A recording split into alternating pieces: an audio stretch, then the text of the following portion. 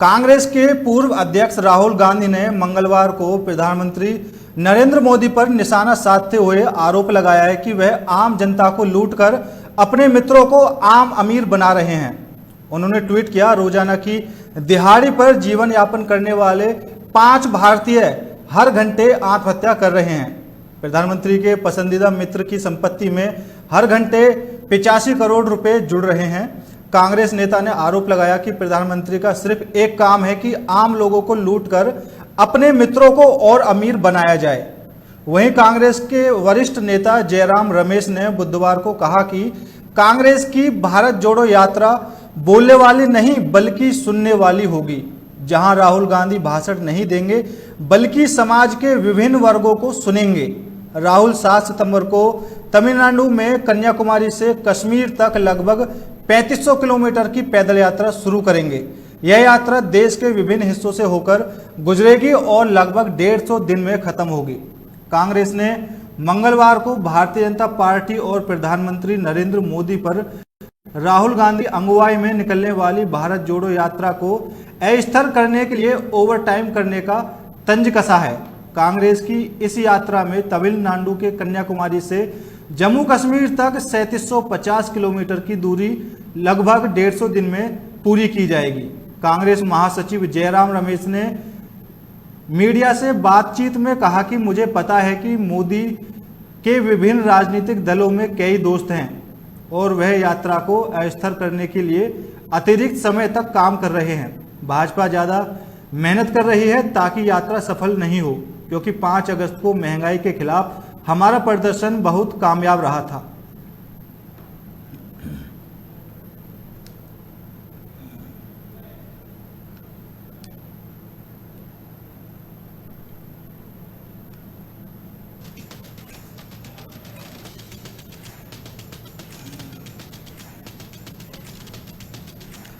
और इसी मुद्दे पर चर्चा के लिए हमारे साथ 3 बेहद खास मेहमान जुड़ चुके हैं। दिवाकर सिंह पंकज भैया भारतीय जनता पार्टी से हैं, दीपचंद राठौर जी कांग्रेस से और सर्वेश्वर पाठक जी जो हमारे साथ राजनीतिक विश्लेषक जुड़ चुके हैं। तीनों ही मेहमानों का मैं यहाँ पर स्वागत करना चाहूँगा। और सबसे पहले दिवाकर जी मैं आपके पास आना चाहूँगा।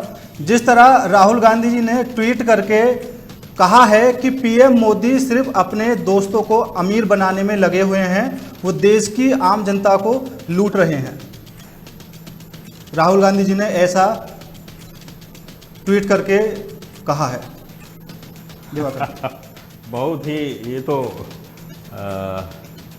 राहुल जी के बारे में क्या कहेंगे। राहुल जी तो कुछ भी कह सकते हैं। सर्वप्रथम मैं आपके चैनल के माध्यम से आज गणेश चतुर्थी के पर्व पर समस्त देशवासियों को, प्रदेशवासियों को हृदय से हार्दिक शुभकामनाएं प्रेषित करता हूं और आगे आपकी बात का मैं जवाब देना चाहता हूं।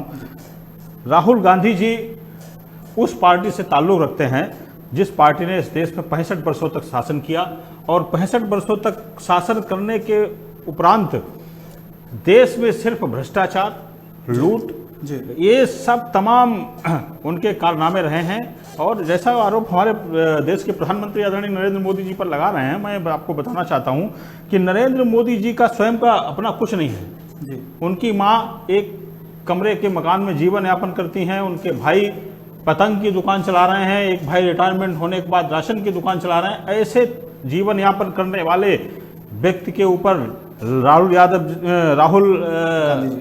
राहुल गांधी जी जो आरोप लगा रहे हैं, उनको मेरी समझ से उनको प्रधानमंत्री जी से माफी मांगनी चाहिए जी। ठीक। दीपचंद राठौर जी, राहुल गांधी जी ने जिस तरह ट्वीट करके कहा है कि नरेंद्र मोदी जी देश की आम जनता को लूटकर अपने मित्रों को और ज्यादा अमीर बना रहे हैं, तो उनके इस ट्वीट का क्या मतलब निकाला जाए? क्योंकि वो देश के प्रधानमंत्री हैं और देश की जनता ये फैसला करेगी, क्योंकि ट्वीट का ये दौर तो चलता रहता है,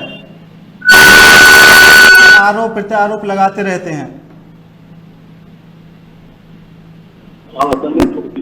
राठौर जी, आज देश की जनता का कह रही है धूप, महंगाई, गरीबी, वित्त मुद्दे कर रही है, एक पति तो निभाता, तीनों मुद्दे मत रही है। भारतीय जनता पार्टी करने और करने में बहुत बड़ा अंतर है। देश में बढ़ती बेरोजगारी इसकी लगातार सबसे बदतर होती जा रही है। हालात इतने खराब हो चुके हैं कि 45 करोड़ से ज्यादा लोगों ने काम की तलाश छोड़ दी है। भारतीय जनता पार्टी ने करोड़ों रोजगारों का सपना दिखाकर युवाओं को बेरोजगारी के दलदल में धकेलने का काम भारतीय जनता पार्टी ने किया है।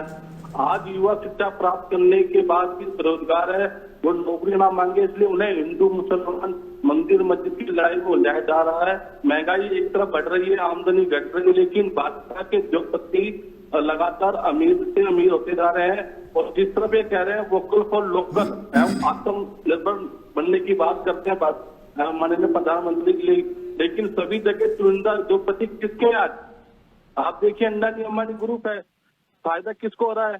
अंडानी अंबानी रिलायंस, इन सबको फायदा हो रहा है। और आज 75 सालों में मोदी जी देश के पहले ऐसे प्रधानमंत्री हैं जिनके मास्टर स्ट्रोक से 45 करोड़ से ज्यादा लोग नौकरी पाने की उम्मीद छोड़ चुके हैं। अरे मैं पूछना चाहूंगा भारतीय जनता पार्टी प्रवक्ताओं से कि इस देश का प्रधानमंत्री चाय बेचने वाला बना, देश की जनता ने चाय बेचने वाला पद दिया और देश दिया, लेकिन ये थोड़ी कहा कि चाय बेचने के साथ साथ देश को बेचने का काम शुरू कर दो, देश की संपत्ति को बेचना शुरू कर दो। ये अधिकार आपको किसने दिया? देश की संपदा को बचाना हम सबका दायित्व बनता है, लेकिन जब से 2014 के बाद आपने देखा किस तरह सारी सरकारी संपत्ति को बेचने का काम भारतीय जनता पार्टी के द्वारा किया गया है। दीपचंद जी मैं आपको रोकना चाहता हूं। दीपचंद जी, राष्ट्रीय अध्यक्ष तय कर लीजिए कांग्रेस का। आपके पास राष्ट्रीय अध्यक्ष नहीं है, आपकी पार्टी जनाधार खो चुकी है देश में। आप हमारी पार्टी का जनाधार, आप अपनी पार्टी का ध्यान रखिए ना। भारतीय जनता पार्टी विश्व की सबसे बड़ी पार्टी है और निरंतर जो भारतीय जनता पार्टी पे राहुल गांधी जैसे लोग आरोप लगाते हैं, ये मिथ्या आरोप लगाना बंद कर दीजिए। आपके पास कोई मुद्दे नहीं है। आपने 65 वर्षों तक देश में शासन किया, तब आपने रोजगार की बात नहीं कही। आज देश नरेंद्र मोदी जी के नेतृत्व में फल फूल रहा है। मैं दावे के साथ कहता हूं अगले 50 वर्षों तक भारतीय जनता पार्टी की सरकार को कोई हिलाने वाला नहीं है, क्योंकि आपके पास कोई मुद्दा नहीं है। आप मुद्दा विहीन हो चुके हैं। आपके पास जब राष्ट्रीय अध्यक्ष ही नहीं है तो आप मुद्दे की बात क्या करेंगे? जवाब मांग रहा हूँ, आप इसका जवाब दीजिए ना। आज ये मोदी भारतीय जनता पार्टी हम अनर्गल बयानबाजी राहुल गांधी या कांग्रेस के जो लोग कर रहे हैं उनको बाज आना चाहिए। इससे बेहतर है कि जिन प्रदेशों में आपकी सरकार है उन प्रदेशों में चिंता करिए, वहां आप क्या कर रहे हैं। ये दिवाकर साहब हमारी चिंता छोड़िए ना, आप अपने नहीं, मैं आपकी चिंता करता ही नहीं हूँ। मेरी पार्टी ने तो एक संकल्प लिया था कि कांग्रेस मुक्त भारत बनाएंगे, तो मैं दावे के साथ कहता हूं कि भारत कांग्रेस मुक्त हो चुका है और इसमें अब कुछ भी बाकी नहीं है।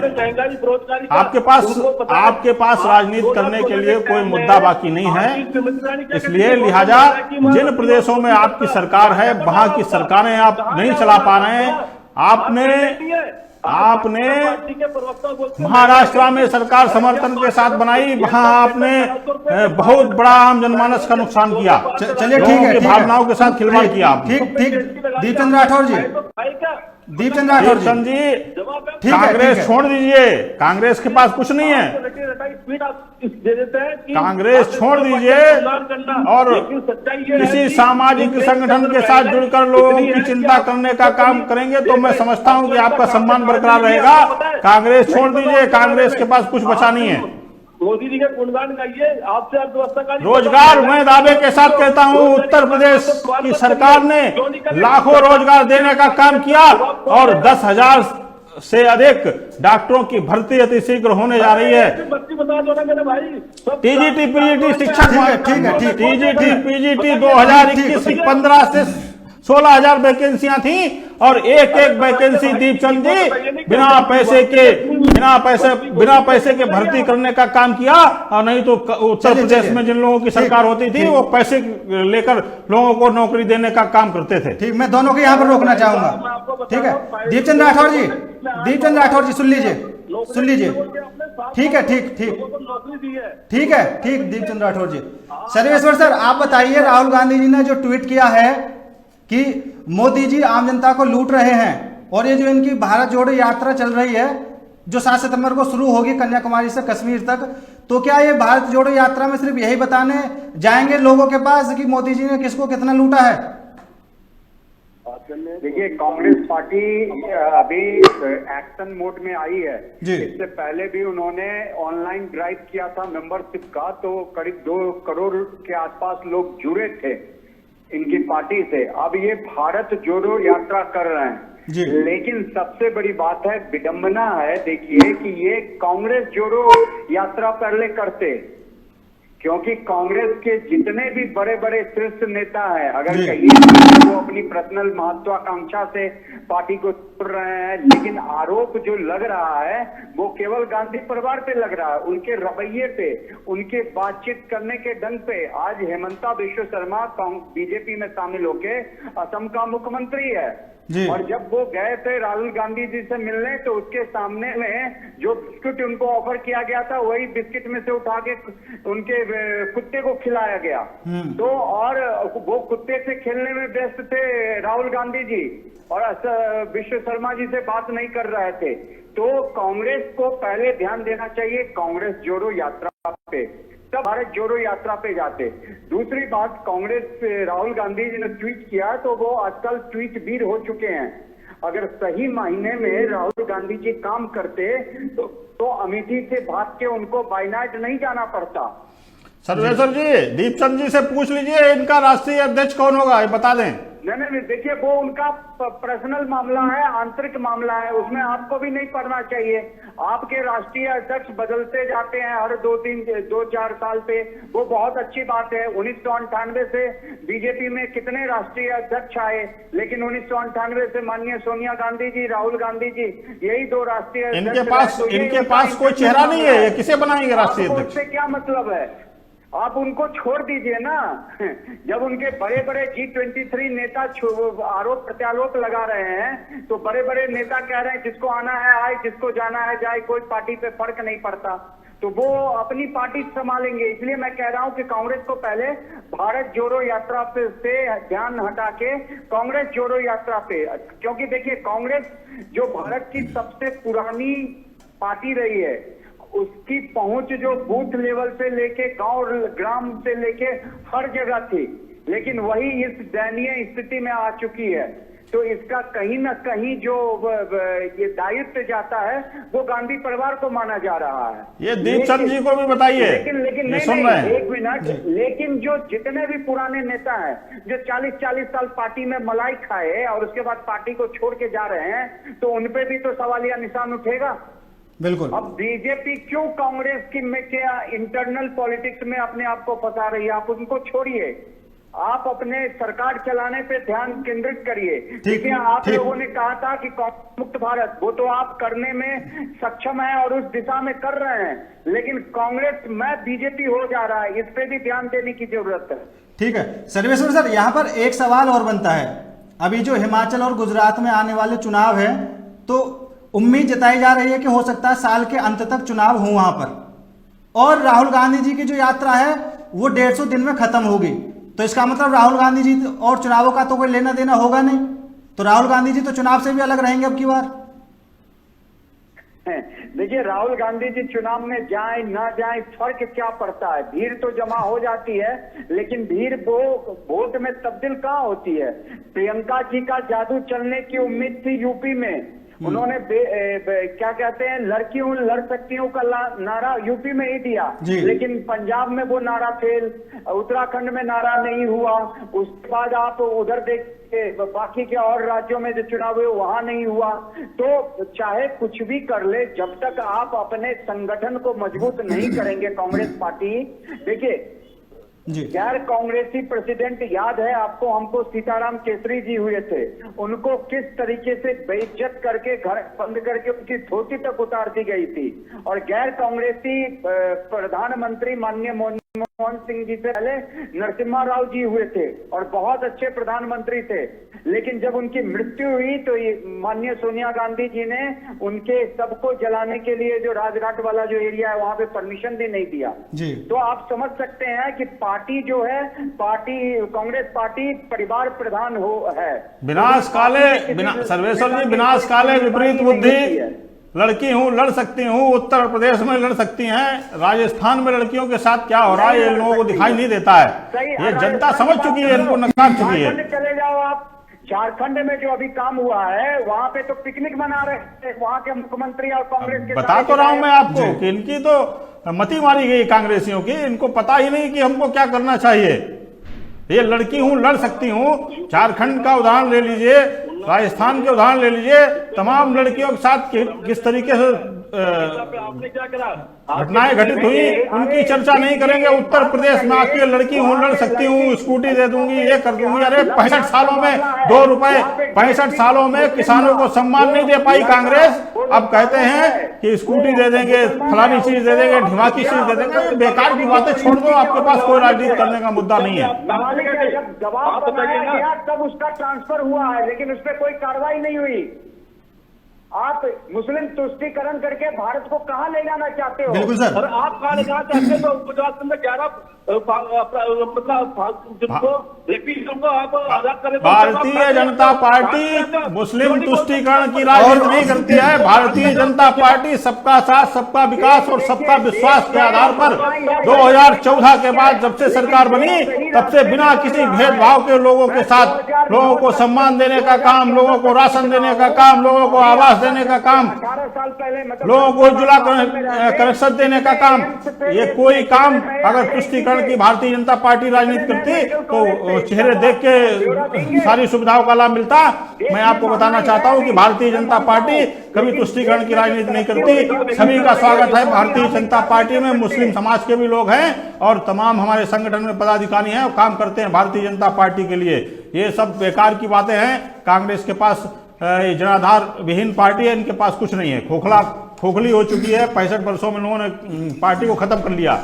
और दीपचंद राठौर जी, आप मानो या ना मानो, झारखंड में सरकार वोट के लिए काफी ज्यादा नीचे गिर चुकी है और विशेष समुदाय से उसका विशेष लगाव भी है, ये भी वहां देखने को मिला है।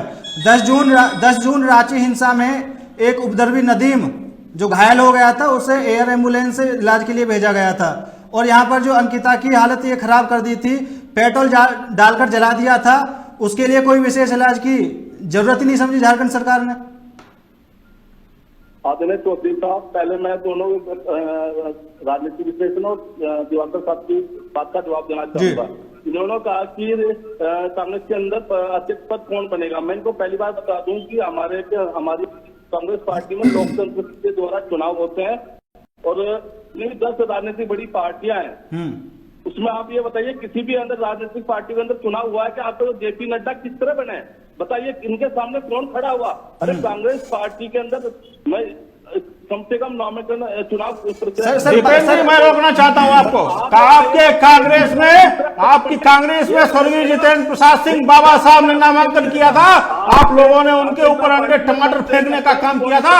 लेकिन भारतीय जनता पार्टी संगठन में बूथ स्तर का चुनाव होता है, बूथ स्तर से चुनाव होकर हमारे यहाँ शक्ति केंद्र 5-6 बूथों का शक्ति केंद्र है, उसका चुनाव होता है। उसके बाद मंडल का चुनाव होता है, उसके बाद जिले का चुनाव होता है। जिले के चुनाव के बाद जिले के चुनाव के बाद क्षेत्र के बाद प्रदेश का चुनाव होता है और प्रदेश के अध्यक्ष सुनिए, प्रदेश अध्यक्ष का चुनाव होने के बाद राष्ट्रीय अध्यक्ष का चुनाव होता है। आप अपने यहाँ एक चुनाव की प्रक्रिया बता दीजिए, कब इलेक्शन हुआ तारीख बता दीजिए ना। आप प्रभु, आप प्रवक्ता बने हो, बताइए आप बताइए ना कौन से जेपी नड्डा के सामने किन्होंने नॉमिनेशन भरा, बताइए आप। अरे बताइए ना, आप जवाब दीजिए। स्वर्गीय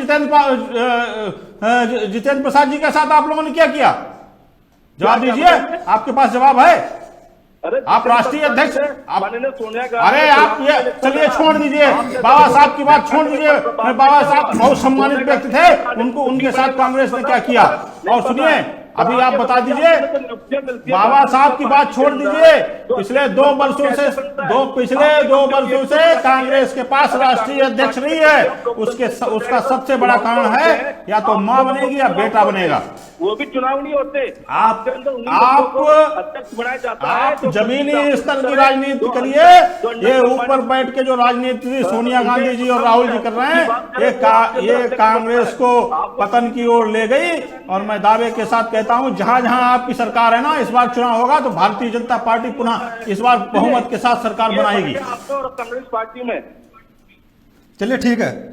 दीपचंद राठौर जी, अभी आपने कहा कि बीजेपी में जो राष्ट्रीय अध्यक्ष चुने जाते हैं वो भी ऊपर से आला कमान चुनते हैं, ठीक है, लेकिन ये एक बात बताइए कि बीजेपी की तरफ से क्या कभी किसी ने ये कमिटमेंट किया था कि कार्यकर्ता चुनेंगे, जबकि सोनिया गांधी ने तो खुल के बोला था कि अब की बार राष्ट्रीय अध्यक्ष का चुनाव कार्यकर्ता की उस पर होगा और कार्यकर्ता ही चुनेंगे कौन होगा। लेकिन अभी भी वही वाली बात आ रही है, जो सोनिया गांधी जी हैं वो अपने किसी खास को बनाना चाहती हैं, राहुल गांधी जी अपने खास को बनाना चाहते हैं। अभी चुनाव का और अभी भी चयनित हो रहे हैं। भूपेंद्र जी, इनके पास नहीं है, चेहरे नहीं है, इनके पास चेहरे नहीं है। देखा जाए तो कांग्रेस को छोड़कर अध्यक्ष पद का चुनाव कहीं और नहीं होता, और ये हर 5 साल में होते थे। लेकिन ये गुलामी की राजनीति कराना चाहते हैं कांग्रेस में। से हमने सोनिया गांधी जी को चुना, और चुनाव की जो प्रक्रिया होती है बहुत बड़ी प्रक्रिया होती है। कांग्रेस पार्टी में जो मजबूती से इस बात को रखा जाता है, और हमारे कांग्रेस पार्टी के अंदर बूथ लेवल से ब्लॉक लेवल कमेटी चलती है, और ब्लॉक कमेटी से पीसीसी डेलीगेट से चुनाव चुनती है, और ऐसे 9000 लोग पूरे देश के अंदर प्रेसिडेंट को चुनते हैं। लेकिन मैं आपसे ये बताना चाहूंगा कि जब जेपी नड्डा को जब चुनाव अध्यक्ष बनाया, तो मुझे ये भी बता दीजिए कौन सी तारीख में खड़े हुए, कौन इनके सामने नॉमिनेशन भरा। हमारी कांग्रेस पार्टी में ऐसा नहीं होता है। हमारी कांग्रेस पार्टी में लोकतंत्र सर्वप्रिय है, और इसमें कोई भी बंदा जिसके साथ पीसीसी डेलीगेट के 10 मेंबर है वो चुनाव प्रक्रिया में भाग ले सकता है। आपने एक मिनट दीपचंद जी, आप मुझे कांग्रेस का इतिहास बता दीजिए कि जब से कांग्रेस का जन्म हुआ, गांधी परिवार के अलावा कोई एक राष्ट्रीय अध्यक्ष का नाम बता दीजिए, मैं भाजपा छोड़ दूंगा। बताइए दीपचंद जी, एक बता दीजिए जिसने जो राष्ट्रीय अध्यक्ष बनाओ, एक बता दीजिए।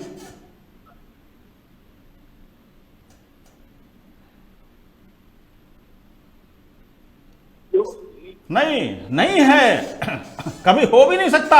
मैं बताता हूं, जेपी नड्डा जी से पहले अमित शाह जी राष्ट्रीय अध्यक्ष थे। अमित शाह जी से नहीं, तो बताइए प्रभु, चुनाव किने आपने कौन सी चुनाव प्रक्रिया के द्वारा होता है? आपके अंदर संघ परिवार चुनता है। मैं ये पूछ रहा हूँ, परिवारवाद की राजनीति बंद कर दीजिए। ये परिवारवाद की राजनीति को इस देश नकार चुका है। उत्तर प्रदेश में नकार दिया, देश में नकार दिया, और मैं दावे के साथ कहता हूं कि परिवारवाद की राजनीति से किसी का भला अब नहीं होने वाला। 65 वर्षों तक आपने राजनीति की, लोगों को गुमराह करके वोट पाने का काम किया, लोगों को बरगलाया। आपके कांग्रेस के प्रधानमंत्री राजीव गांधी जी कहते थे कि मैं ऊपर से 1 रुपया भेजता हूं, नीचे 10 पैसे पहुंचते हैं। आज मैं दावे के साथ कहता हूं, मेरे देश का प्रधानमंत्री आदरणीय नरेंद्र मोदी जी अगर शौचालय का 12,000 रुपया किसी खाते में भेजता है तो 11,999 नहीं होते दीपचंद जी, पूरे 12,000 रुपए शौचालय उसके खाते में आते हैं। आप लोगों के पास कोई तर्क नहीं है। आप प्रधानमंत्री जी पर आरोप लगा सकते हैं घटिया, लेकिन आपके पास नहीं, कांग्रेस के पास कुछ नहीं बचा। और मैं सोचता हूं कि आप कांग्रेस इस्तीफा दे दीजिए। गुलाम नबी आजाद साहब ने भी इस्तीफा दे दिया कांग्रेस से। 65 वर्षों तक उन्होंने, 70 वर्षों तक जो भी, मुझे एग्जैक्ट उनका समय नहीं मालूम कांग्रेस में वो कितने वर्ष रहे, लेकिन वो गुलामी करते करते थक गए, तब उन्होंने आपकी पार्टी से इस्तीफा दे दिया। आप लोगों को सीख लेनी चाहिए। दिवाकर साहब, अरे दीपचंद जी, मेरा सुझाव है आपको, आपने पूछा ना कि कांग्रेस पार्टी के अंदर अध्यक्ष गांधी परिवार का कितने बने, तो आप सुनिए और आप कान खोल के सुनिएगा कि पहले मदन मोहन मालवीय बने, फिर चित्तरंजन दास जी बने, फिर अब्दुल कलाम आजाद बने, फिर आचार्य कृपलानी जी बने, के महाराज के कामराज बने, फिर जगजीवन राम बने, फिर शंकर दयाल शर्मा बने, देवकांत बरुआ बने, पीवी नरसिंहा राव बने, और सीताराम केसरी बने। ये गांधी परिवार के मतलब गैर गांधी परिवार से अध्यक्ष बने। आपको गांधी परिवार के अध्यक्ष बने होंगे, कांग्रेस के अध्यक्ष कब बने? अरे गांधी परिवार तो देश के लिए साधन दी है, और भारतीय जनता पार्टी का ऐसा कोई नेता बता दो जिसने आपने तो अंग्रेजों की गुलामी करी और आज आप यहाँ पर भारतीय बातें बता रहे हो बड़ी। मैं दावे के साथ कहता हूं दीपचंद जी, जितनी आप कांग्रेस में मेहनत कर रहे हैं, भारतीय जनता पार्टी में आइए, आपका स्वागत है। एक बूथ स्तर से राजनीति करिए। और मैं दावे के साथ कहता हूं कि मैं भाजपा का उपाध्यक्ष हूं, मैं एक दिन प्रदेश अध्यक्ष बन के दिखाऊंगा आपको। भारतीय जनता पार्टी ये भारतीय जनता पार्टी के छोटा कार्यकर्ता बन सकता है, लेकिन कांग्रेस में जो गुलामी की जंजीरों में लोग जकड़े हुए थे, उन्होंने सिर्फ उन्हीं के साथ राजनीति की, उससे बाहर कभी निकल कर नहीं देखा। राजीव गांधी जी अभी बता रहे थे कि कोई व्यक्ति जब मिलने जाता है तो कुत्तों को प्यार करते हैं, लोगों से नहीं मिलते।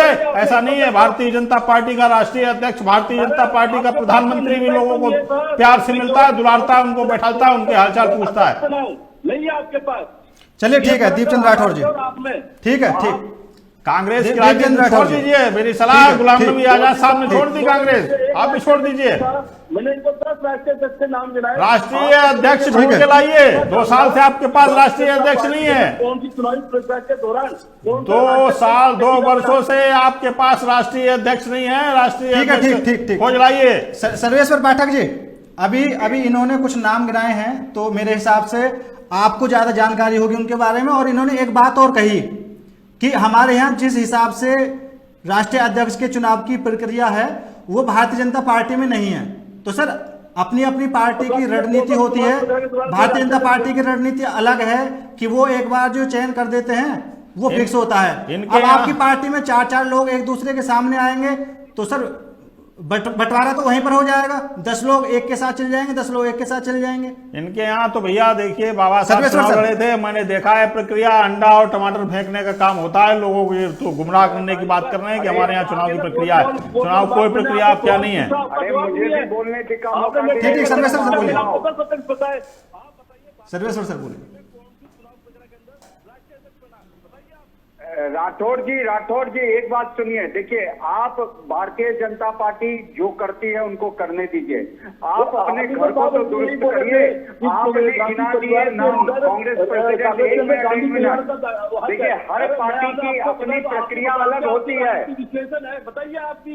आप भारतीय जनता पार्टी का सपोर्ट कर रहे हैं, बताइए आप कितने चुनाव के अंदर राष्ट्रीय अध्यक्ष पहले जेपी नड्डा के सामने कौन खड़ा हुआ, बताइए। अमित शाह के सामने कौन खड़ा हुआ, किसे? दीपचंद जी, जिस व्यक्ति को ये नहीं पता है कि आलू डालोगे मशीन में तो सोना निकलेगा, गन्ने के खेत में मूंगफली लगती, मूंगफली कहाँ लगती है? पहले राजनीतिक किसी पाठशाला में राहुल गांधी जी का दाखिला कराइए।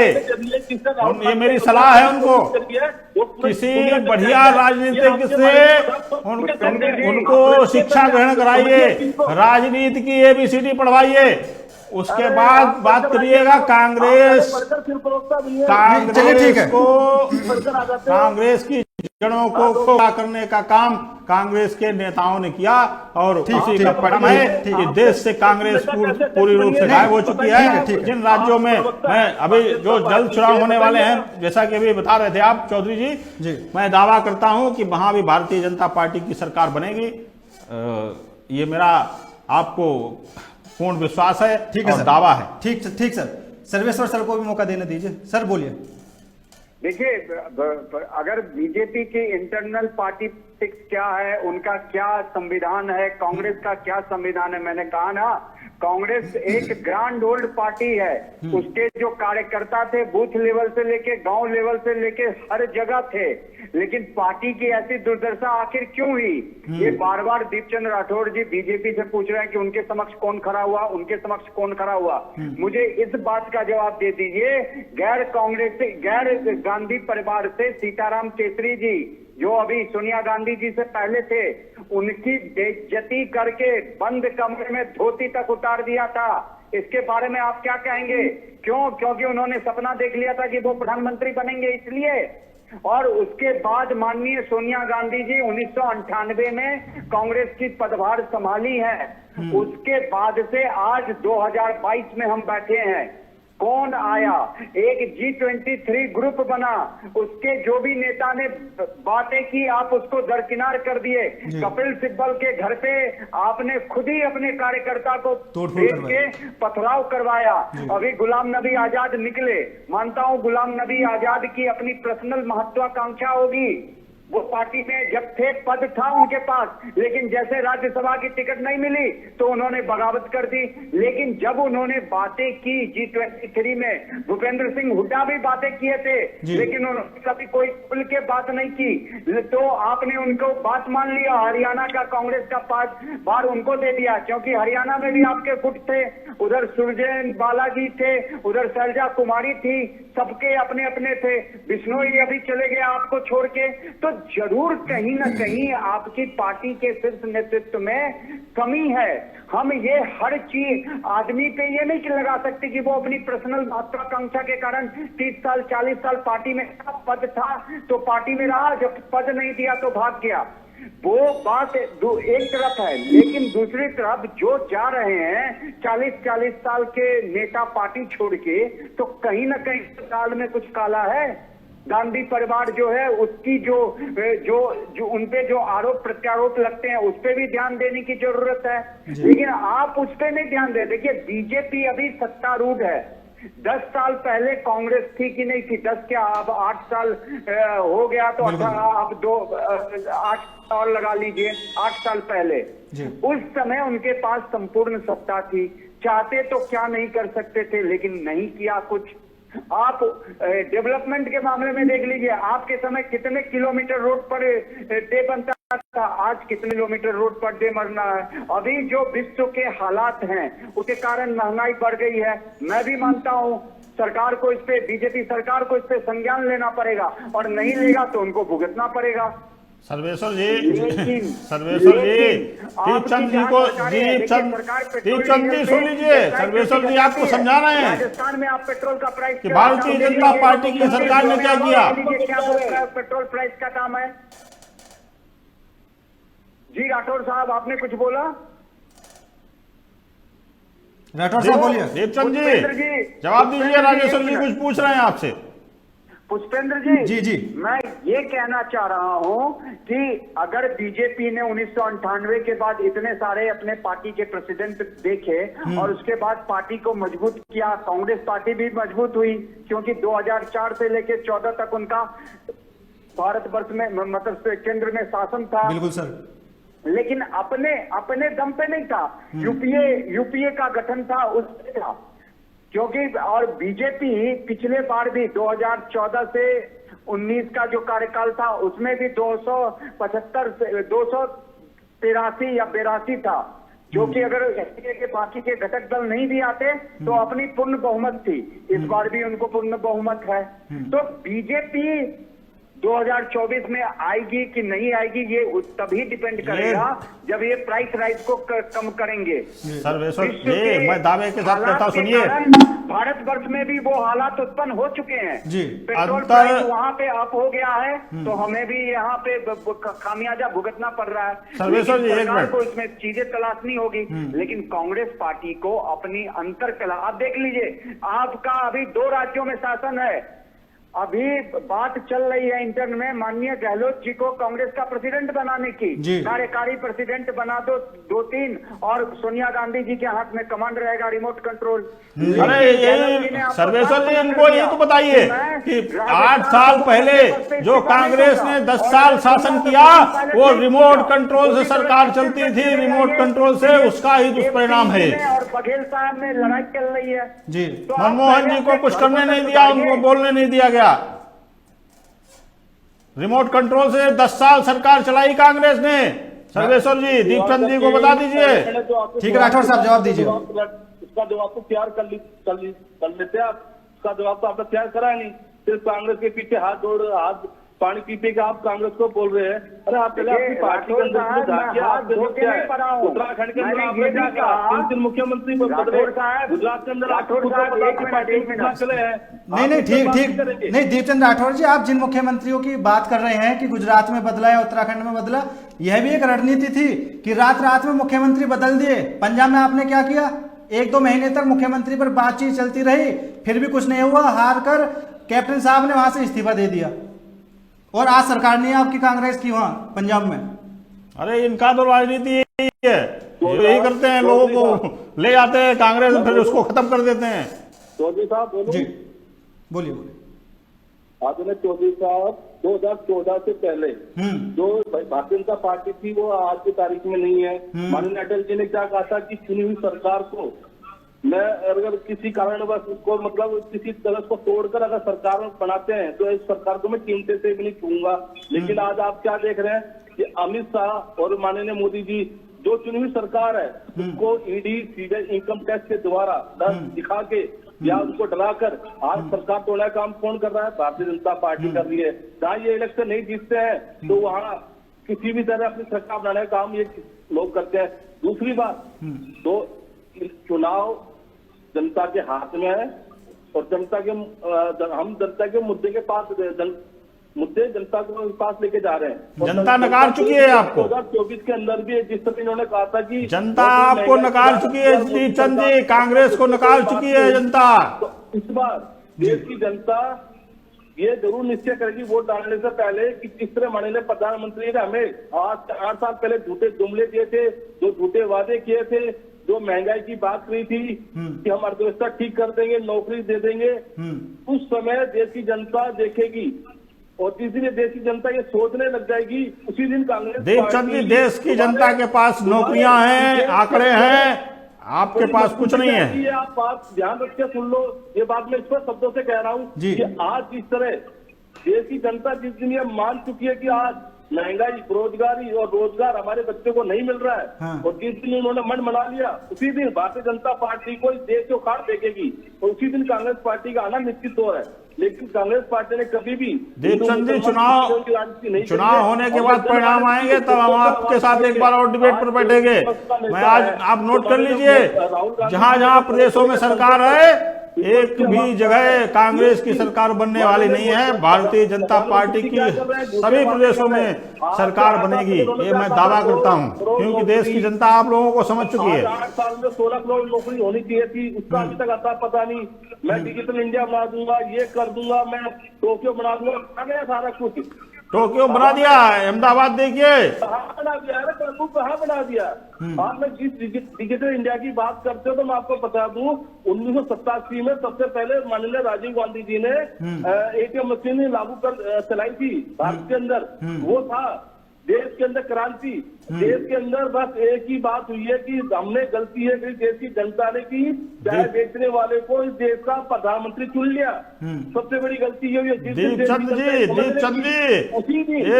जी, अगर रेलवे में सफर किया हो ना किया हो पिछले 8 वर्षों से तो एक बार सफर करके देखिएगा। कांग्रेस की सरकार थी तो रेल की कितनी दुर्दशा थी, गंदगी, मूंगफली, छिलके, लोग रैपर पन्नियां जो चिप्स खाते थे ट्रेनों में भरते थे। आज चले जाइए आप किसी ट्रेन में सफर करके देखिए, मैं दावे के साथ कहता हूं ये इंडिया, ये भारत है, इसको डेवलप करने का पूरा क्रेडिट मैं प्रधानमंत्री को देता हूं और बहुत कुछ भारत को देने का काम किया।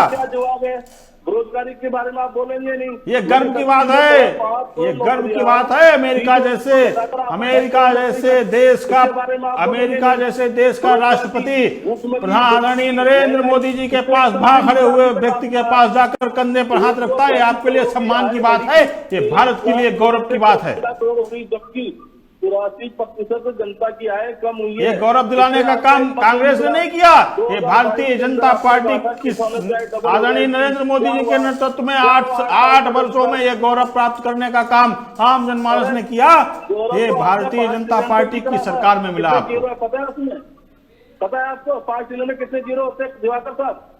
वो भी आपने गौरव प्राप्त करा था, भूल गए क्या हो गया? मानिए आप देश की जनता किससे मतलब भ्रम फैला रहे हो, झूठ फैला रहे हो, थोड़ी बहुत भी शर्म नहीं है। आज देश महंगाई जो बेरोजगारी से जूझ रहा है, आप जब देश का जनता आपसे युवा आपसे मतलब रोजगार मांगता है तो आप महंगाई सुनिए दीपचंद जी, 200 रुपए किलो दाल बेची थी आपने, अरहर की दाल 200 बेची थी, 120 रुपए किलो प्याज बेचा था, सारी दालें महंगी हो गई थी।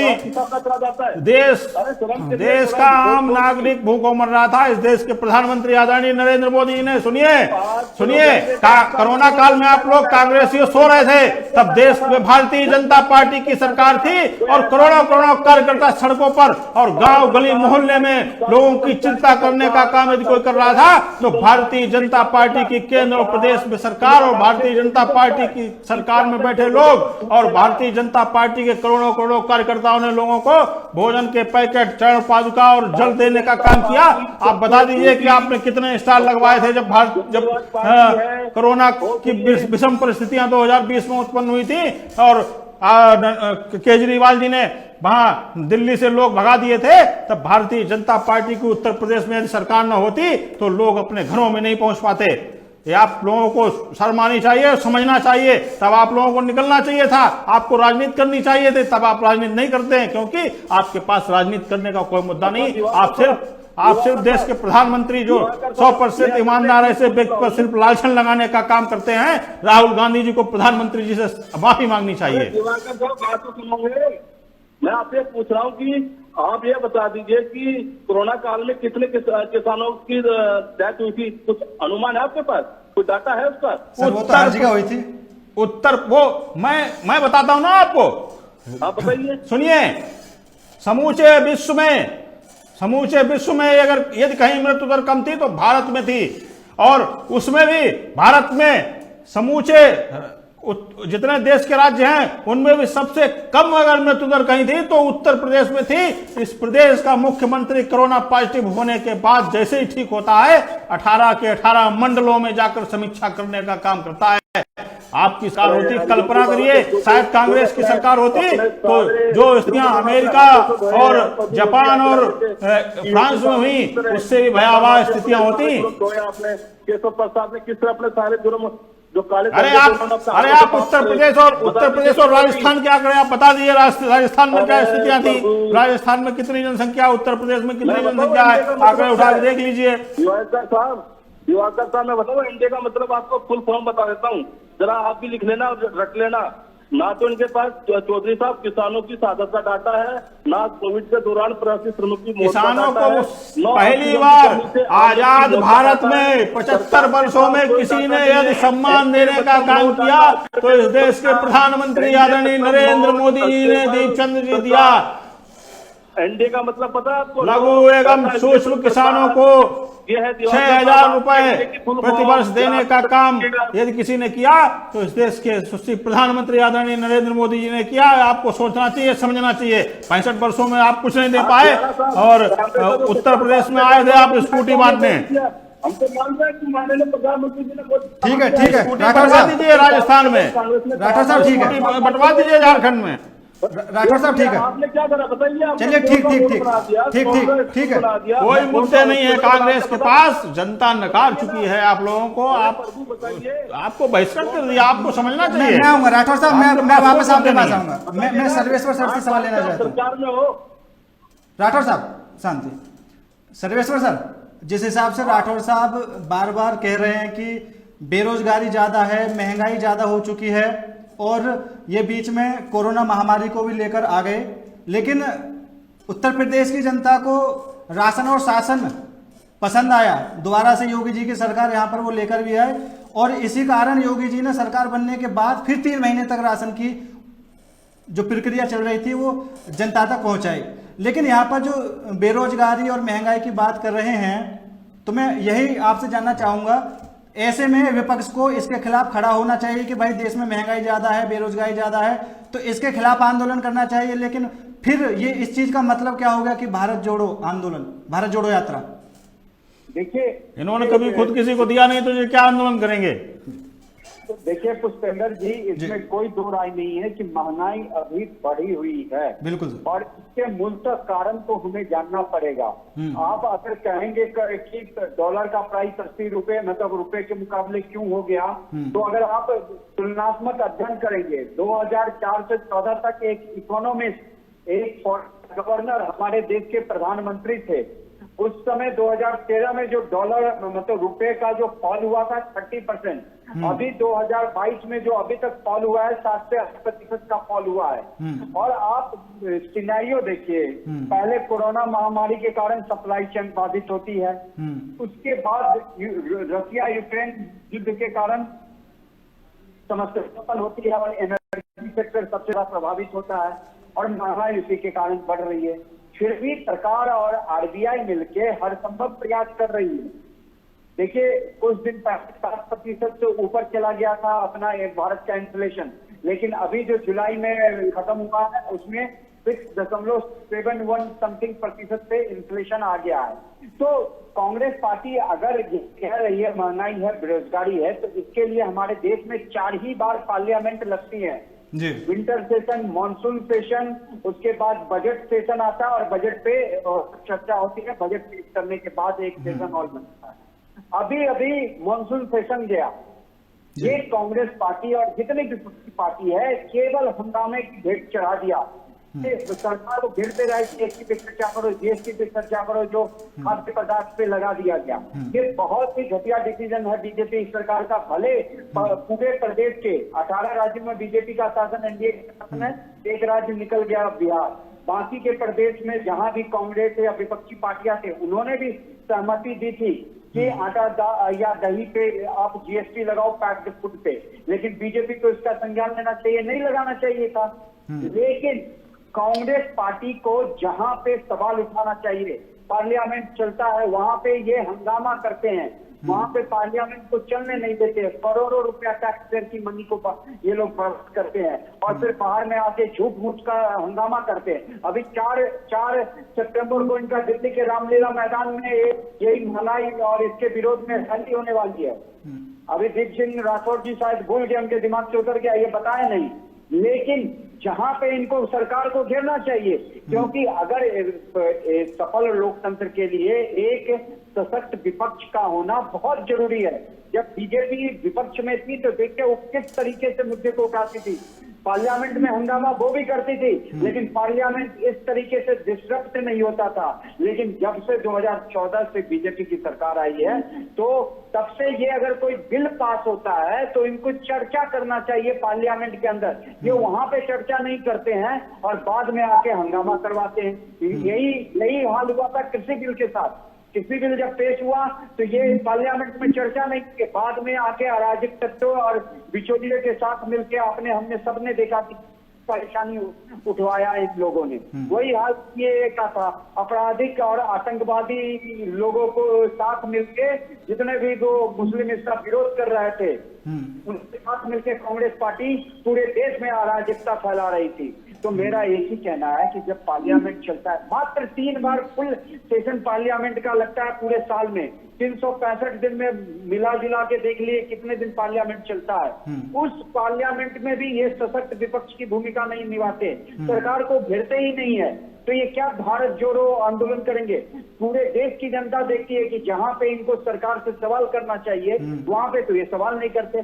और इसमें कोई दो राय नहीं है कि अभी महंगाई है, बेरोजगारी भी आई है, लेकिन बेरोजगारी का ये मतलब कि केवल सरकारी नौकरी है, दूसरे उपाय से भी नौकरी का सृजन हो रहा है और वो बीजेपी सरकार कर रही है। लेकिन महंगाई पे मैं बार बार कहता हूं कि बीजेपी को संज्ञान में लेना पड़ेगा और ये जो भी जीएसटी के खाद्य पदार्थों पे लगाया है इसको रोल बैक नहीं करेंगे तो इसका खामियाजा आने वाले चुनावों में बीजेपी को भुगतना पड़ेगा। चलिए ठीक है सर।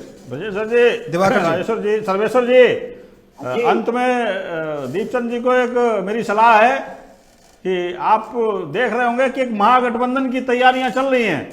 इन्होंने पहले भी महागठबंधन किया था और पुनः महागठबंधन कर रहे हैं, लेकिन मैं दावा करता हूं आज इस चैनल के माध्यम से कि 2024 में भी भारतीय जनता पार्टी की पूर्ण बहुमत की सरकार बनेगी। ये आप खोखली राजनीति करना बंद कर दीजिए, आपके पास मुद्दे नहीं है, आप मुद्दे भी राजनीति कर। तो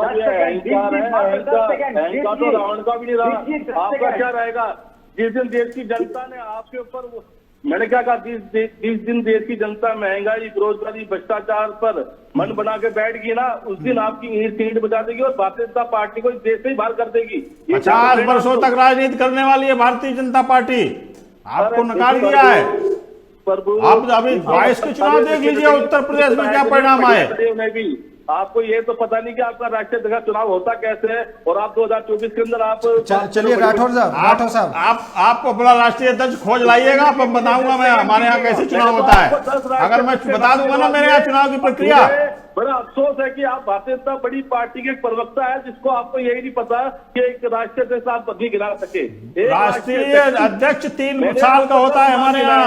आपके यहाँ 98 से बाद आज तक कोई राष्ट्रीय अध्यक्ष नहीं मिला। कांग्रेस पार्टी में अरे एक बता दीजिए ना, आप बन जाइए, कांग्रेस को बोलिए विदीप चंद जी को, मैं सिफारिश करता हूँ विदीप चंद राठौर जी को राष्ट्रीय अध्यक्ष बना दीजिए कांग्रेस का। नहीं है आपके पास कोई चेहरा नहीं है दीप चंद जी, आपके पास कोई चेहरा नहीं है। भाजपा के पास हजारों चेहरे हैं। राठौर साहब ठीक है, हजारों चेहरे हैं। राठौर साहब ठीक है। सर्वेश्वर सर, और सबको अपनी अपनी बारी का इंतजार है और सब बनेंगे।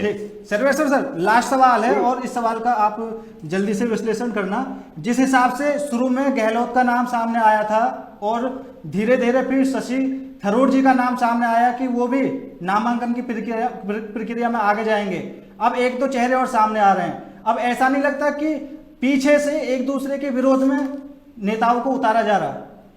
शशि थरूर जी को बना लीजिए, आपकी पार्टी प्रचंड बहुमत की ओर अग्रसर हो जाएगी। शशि थरूर जी के कारनामे बताएं आपको।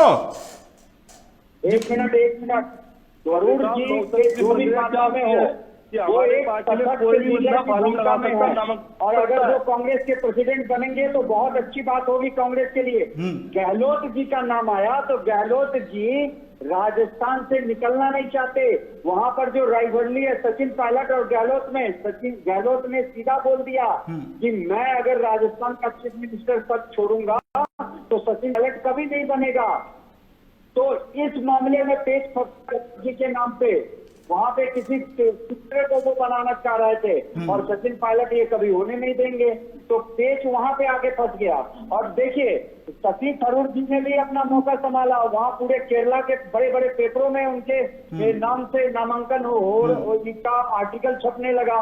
तो कांग्रेस पार्टी को सचमुच अगर एक नेता के खिलाफ दूसरा नेता खड़ा हो जाएगा तो भले गुटबाजी हो लेकिन चुनाव तो संपन्न होगा।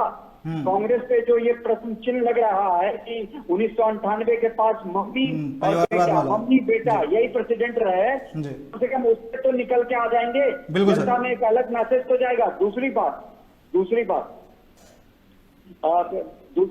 ये मैं पूछना चाह रहा हूँ कि बीजेपी का जो भी हो रहा है, राठौर साहब ने बार बार ये कह रहा हूँ, पहले आप अपना घर तो संभालिए।